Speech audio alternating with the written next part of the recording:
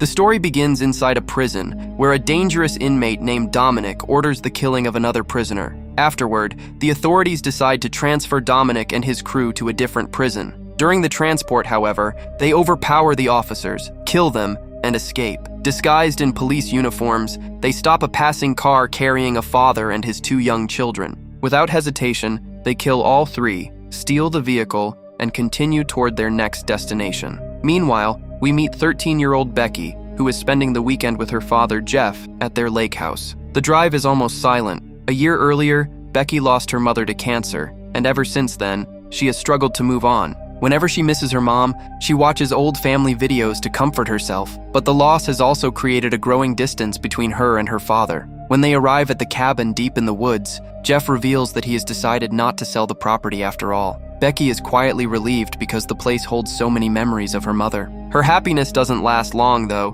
because Jeff's girlfriend, Kayla, soon arrives with her young son, Ty. Seeing them instantly ruins Becky's mood. It's only been a year since her mother passed away, yet her father has already chosen to start a new life with someone else. Without saying a word, Becky takes her dog, Diego, down to the lake. Spending a little time with him helps her calm down, and for a brief moment, a faint smile returns to her face. That evening, everyone sits down for dinner. During the meal, Jeff announces that he and Kayla are getting married. The news completely shatters Becky. She silently walks away, ignoring Jeff's attempts to explain, and heads with Diego to a smaller cabin deeper in the woods. She has no idea that at the very same moment, danger is already closing in on her family. Still upset, Becky begins throwing things around the cabin until she notices an old family painting her mother had made. The sight of it brings tears to her eyes. When she moves it aside, she discovers a small hidden box containing several unusual items and a mysterious key. Becky has no idea why her mother hid it there all those years ago.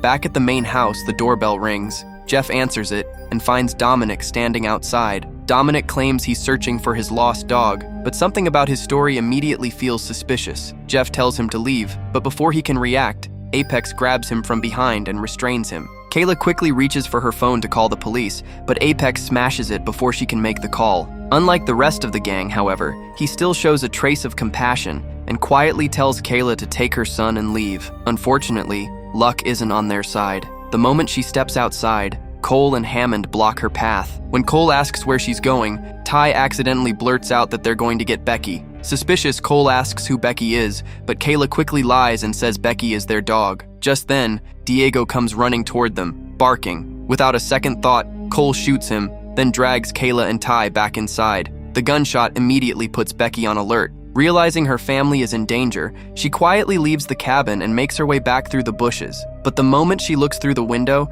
she's horrified to see Jeff, Kayla, and Ty being held hostage by armed intruders. Meanwhile, Dominic begins searching every corner of the house because he's there for one very specific item. But after searching the entire place, he still can't find it. Meanwhile, Becky quietly slips into her bedroom through the window, hoping to grab her phone. Just then, she hears someone approaching. Thinking fast, she grabs a walkie-talkie instead and quietly sneaks back outside before Dominic notices her. But when he finds Becky's school backpack, he realizes Becky isn't the name of a dog, it's the name of a girl. He questions Jeff about a special key marked with a particular symbol, but no one in the house knows anything about it. Dominic then asks where Becky is. Jeff lies, claiming she's staying at her grandmother's house, but Dominic doesn't believe him. Becky's phone and school bag are both still inside the house. To force the truth out, he shoots Kayla in the leg. Her screams echo through the forest, and Becky hears every second of it. She realizes that if she doesn't act, her family will be killed one by one. For the first time, Becky turns on the walkie-talkie and speaks directly to Dominic,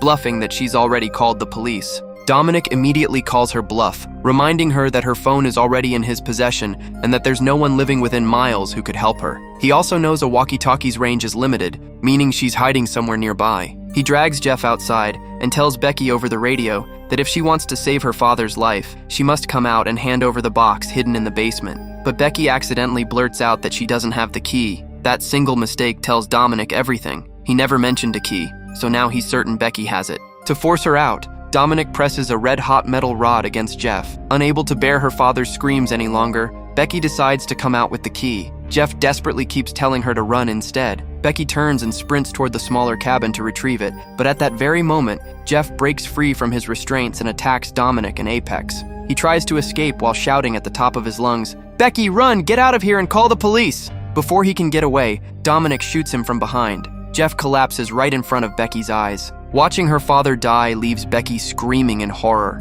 Before she can react, Dominic grabs her and tries to take the key. Becky fights back with everything she has, driving the key straight into Dominic's eye. The injury forces him to let go, giving Becky the chance to escape into the woods. Furious, Dominic returns to the house, cuts away his badly damaged eye with a knife, bandages the wound, and orders Cole to bring Becky and the key back at any cost. Meanwhile, Becky reaches the small cabin and locks herself inside. She tries to steady herself, but the fear is gone. All that's left is the determination to avenge her father. Before long, Cole arrives outside and calmly tells her that if she throws out the key, she'll be allowed to leave unharmed. Becky doesn't believe a word he says. Instead, she turns everything she can find into weapons. She tapes several pencils together into a sharp spike, shapes a thick piece of wood into another weapon, and finally climbs onto the roof. Then she throws a coin into the distance. Hearing the sound, Cole mistakes it for the key hitting the ground and walks toward it to pick it up. Cole walks toward the sound, but before he can react, Becky comes swinging down on a rope at full speed and drives the sharpened wooden stake deep into his neck.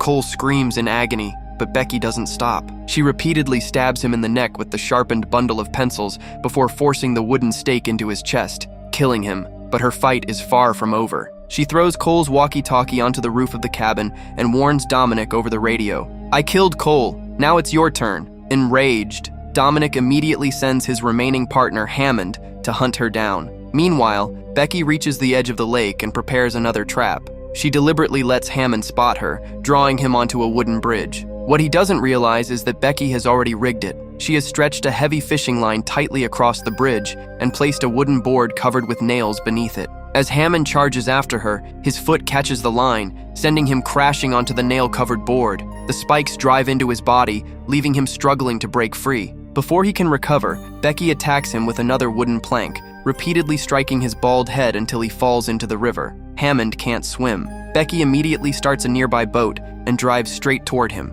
Moments later, the spinning propeller tears into him, killing him instantly. Relieved, Becky finally catches her breath, but then Apex appears. Diego loyally lunges at him, only to be knocked aside by a single powerful punch. Apex grabs Becky with one hand, lifts her onto his shoulder and tells her, "You had a chance to run. You should have taken it." Becky refuses to give up. She bites his hand, breaks free, and tries to fight back, but Apex throws her to the ground and punches her hard in the stomach, leaving her gasping in pain. Then he looks into her eyes. Suddenly, he remembers the two innocent children he helped kill earlier on Dominic's orders. The guilt is written all over his face. After a long pause, he quietly says, "Go. I don't want another kid to die because of me." With that, he walks away. Becky watches him in stunned silence. A short time later, Diego regains consciousness as well. Becky knows that as long as Dominic is alive, she'll never truly be safe. That night, she returns to the place where her father's body still lies. Tears fill her eyes as she kneels beside him. With a broken heart, she whispers, "Dad, tell Mom I love her." After taking the car keys, she quietly heads back to the house. Inside, Kayla and Ty are still being held hostage. From outside, Becky draws a smiley face on the window, letting Kayla know she's still alive. By now, Dominic is completely consumed by rage. 3 of his men are dead, 1 of his eyes is gone, yet all he cares about is finding the mysterious key. He warns Kayla that if Becky doesn't surrender, Ty will be the first to die. Just then, Becky sets off the car alarm. The loud siren pulls Dominic outside, giving Kayla the chance to cut herself free with a knife and hide with Ty. As Dominic reaches the car, Diego suddenly attacks, clamping down hard on his hand. Furious, Dominic finally shakes the dog off and throws him aside. Dominic barely manages to dive out of the way as Becky speeds the car straight at him. The vehicle crashes into a tree, automatically triggering its emergency system, which sends an accident alert to the police. Now it's only a matter of time before they arrive. Becky quickly gets out of the car, grabs a kerosene sprayer from the garage, and sits beside the fire pit. She starts humming on purpose so Dominic will follow the sound. When he finds her, he offers a deal, promising to let her live if she hands over the key. Then he tries to manipulate her, claiming the police will never believe her story. Instead, they'll think she killed everyone and send her to prison. Becky refuses to fall for it. As Dominic steps closer, she sprays him with kerosene from a distance and sets him on fire. Screaming in pain, he rolls across the ground until he finally puts the flames out. The moment the fire is out, Dominic lunges at Becky and starts choking her. During the struggle, he notices the mysterious key hanging around her neck. Smiling, he tears it away, and is about to shoot her when Apex suddenly appears. He tells Dominic, "Let Becky go. I can't watch another child die." Dominic calls him a traitor and immediately opens fire. He then turns his gun on Becky, forcing Apex to step in and protect her. In the struggle, another shot hits Apex. Meanwhile, Becky runs to the garage and brings back a riding lawnmower. At the last second, Apex manages to move out of the way,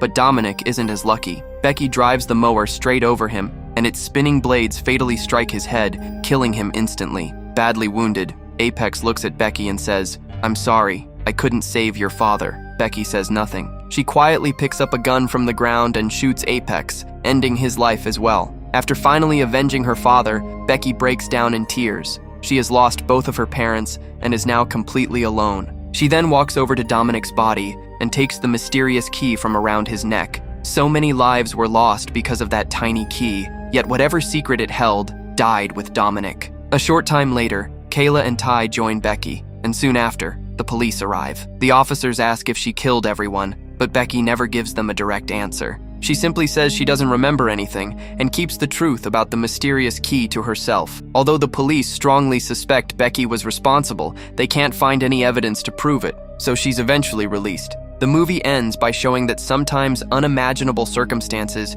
can turn even an innocent child into a survivor capable of defeating the most dangerous criminals. And with that, this intense survival thriller comes to an end. Hope you enjoyed the story. If you enjoyed the video, don't forget to like, subscribe, and thanks for watching.